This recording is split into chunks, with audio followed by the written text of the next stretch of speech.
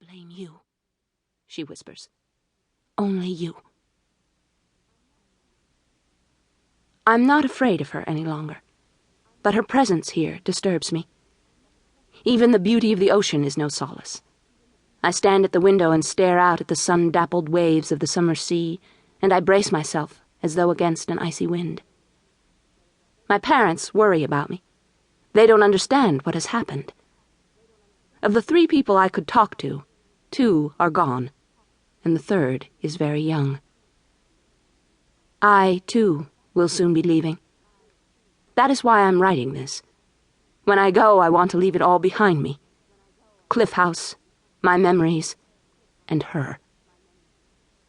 To do that, though, I first must pour the story from my mind into another vehicle. I don't have my father's talent in writing.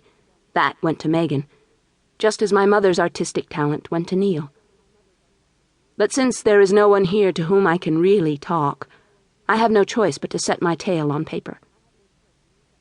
I hope I can be finished before September. September. That was the beginning. September a year ago. I awoke that particular morning with a question in my mind. Am I going to make it?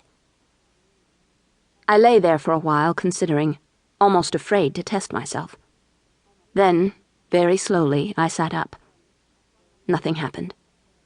I swung my legs over the side of the bed and hoisted myself gingerly to my feet. Still, nothing. The room remained stable. My stomach didn't leap and lurch. My mouth tasted normal. So, Mother had been right after all, and the dreadful bout the day before had been nothing more than one of those 24-hour viruses. It was over. I was well. I would be able to start school. I crossed the room, wobbling a little with that leftover weakness that always follows a round of stomach flu, and went out onto the balcony. It was like stepping into a bath of golden light. The sunlight seemed to be pouring in from every direction. Overhead the sky was a radiant, piercing blue, and the salt breeze still smelled like summer. The water was so calm and clear I felt as though I could look straight down through it to the sand floor below. How impossible that fall was officially here.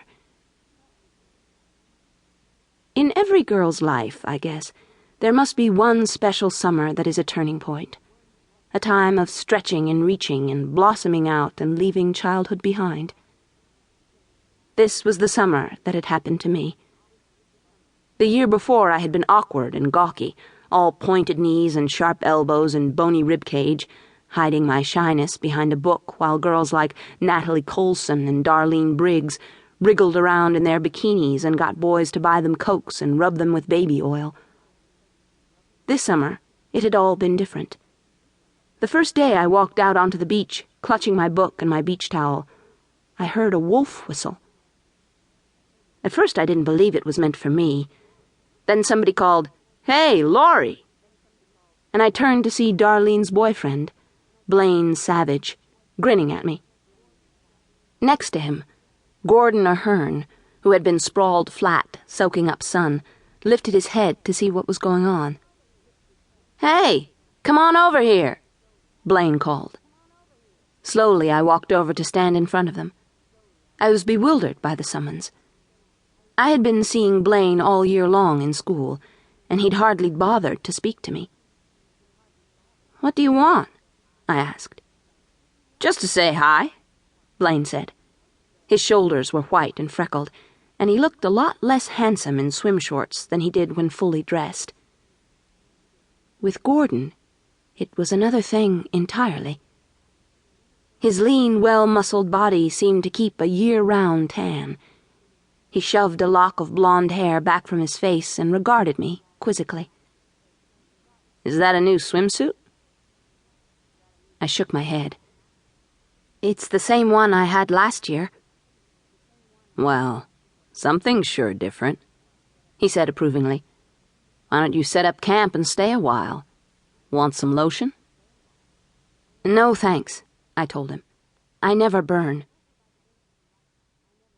Over by the base of the lifeguard tower, Natalie Colson was